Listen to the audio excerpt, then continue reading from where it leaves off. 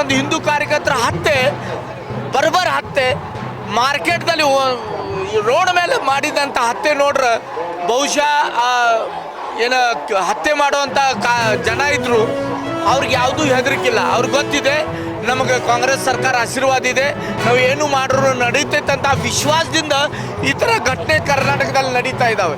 ಕರ್ನಾಟಕದಲ್ಲಿ ಇರುವಂಥ ಸರ್ಕಾರ, ನಾವು ಒಂದೇ ಮಾತಲ್ಲಿ ಹೇಳ್ತೀನಿ, ಸತ್ತು ಹೋಗಿಂದ ಸರ್ಕಾರ. ಹಿಂದೂಗಳಿಗೆ ಅಂತ ಇಲ್ಲೇ ಇಲ್ಲ. ಕರ್ನಾಟಕದಲ್ಲಿ ಇರುವಂಥ ಜನ ಸಮಾಧಾನ ಅಂತ ಅವ್ರು ಮರ್ತು ಬಿಟ್ಟಿದ್ದಾರೆ ಈ ಸರ್ಕಾರ ಬಂದ ಮೇಲೆ. ಯಾವ ಕ್ಷೇತ್ರದಲ್ಲೂ ಒಳ್ಳೆ ಕೆಲಸ ನಡೀತಾ ಇಲ್ಲ. ಇವರ ವೈಯಕ್ತಿಕ ಸ್ವಾರ್ಥ, ಅವ್ರ ಒಳಗೇನು ಜಗಳ ಮತ್ತು ಒಂದು ಜಾತಿಗೆ ತುಷ್ಟೀಕರಣ ರಾಜಕೀಯ ಮಾಡುವಂಥ ಲೈಸೆನ್ಸ್ ತೊಗೊಂಡು ಬಂದಿನಂಥ ಕಾಂಗ್ರೆಸ್ ಸರ್ಕಾರ. ಕಾಂಗ್ರೆಸ್ದಾದ ಸ್ವಭಾವ ತುಷ್ಟೀಕರಣ, ಜಾತಿ ನಮಗೆ ಓಟ್ ಬರಲಿ, ದೇಶ ಹಾಳಾಗಿ ಹೋಗ್ಲಿ, ನಾಡು ಹಾಳಾಗಿ ಹೋಗಲಿ, ಜನ ಹಾಳಾಗಿ ಹೋಗಲಿ, ನಮಗೂ ಓಟು ಬರಬೇಕು, ಒಂದು ಜಾತಿ ಮೇಲೆ ಪ್ರೀತಿ ಮಾಡಬೇಕು, ಇದು ಒಂದೇ ಗುರಿ ಇಟ್ಕೊಂಡು ಕೆಲಸ ಮಾಡ್ತಾ ಇದೆ. 2 ವರ್ಷದಿಂದ ಕರ್ನಾಟಕದಲ್ಲಿ ಇರುವಂಥ ಕಾಂಗ್ರೆಸ್ ಸರ್ಕಾರ ಎಲ್ಲ ಕ್ಷೇತ್ರದಲ್ಲಿ ವಿಫಲ ಆಗಿನಂಥ ಸರ್ಕಾರ. ನಮ್ಮ ದೇಶದಲ್ಲೇ 29-30 ರಾಜ್ಯಗಳು ಅದಾವೆ.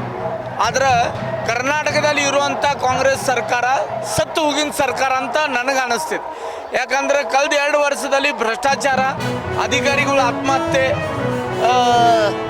ಜನರಿಗೆ ತೊಂದರೆ, ಅವ್ರ ಒಳಗಿರುವಂಥ ಇಷ್ಟೇ ಅಲ್ಲ, ಹನಿ ಟ್ಯಾಪ್ ಅಂತ ಪ್ರಕರಣ ಕೂಡ ನಾವು 50 ವರ್ಷದಲ್ಲಿ ಕೇಳಿಲ್ಲ. ಅಂದರೆ ಒಂದು ಡೆವಲಪ್ಮೆಂಟ, ಜನರ ಸಮಸ್ಯೆ ಬಿಟ್ಟ ಉಳ್ಕಿದ ಏನೇನು ಕೆಟ್ಟ ಮಾಡ್ಲಿಕ್ಕೆ ಸಾಧ್ಯತೆ ಅದೆಲ್ಲ ಕೆಲಸ ಈ ಸರ್ಕಾರನಲ್ಲಿ ನಡೀತಾ ಇದೆ.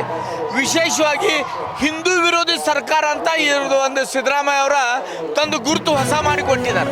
ಯಾಕಂದರೆ ಇಡೀ ಜಗತ್ತ ಬೆಳಗಾಂದಲ್ಲಿ ನಡೆದಿನಂಥ ಘಟನೆ ವಿರೋಧಿಸಿ, ಖಂಡಿಸಿ ಭಾರತ ಸರ್ಕಾರ ಜೊತೆ ಕೈ ಜೋಡಿಸ್ತಾ ಇದ್ದಾರೆ, ಅವ್ರಿಗೆ ಸಪೋರ್ಟ್ ಮಾಡ್ತಾ ಇದ್ದಾರೆ. ಆದರೆ ಸಿದ್ದರಾಮಯ್ಯ ಅವರು ಹೇಳಿಕೆ ಕೊಡ್ತಾರೋ ಪಾಕಿಸ್ತಾನ ಜೊತೆ ಯುದ್ಧದ ಅವಶ್ಯಕತೆ ಇಲ್ಲ. ಒಂದು ಜಾತಿಗೂ ಖುಷಿ ಕೊಡ್ಲಿಕ್ಕೆ ಕರ್ನಾಟಕದಲ್ಲಿ ಕಾನೂನು ವ್ಯವಸ್ಥೆ ಹಾಳಾಗಿ ಹೋಗಿದೆ.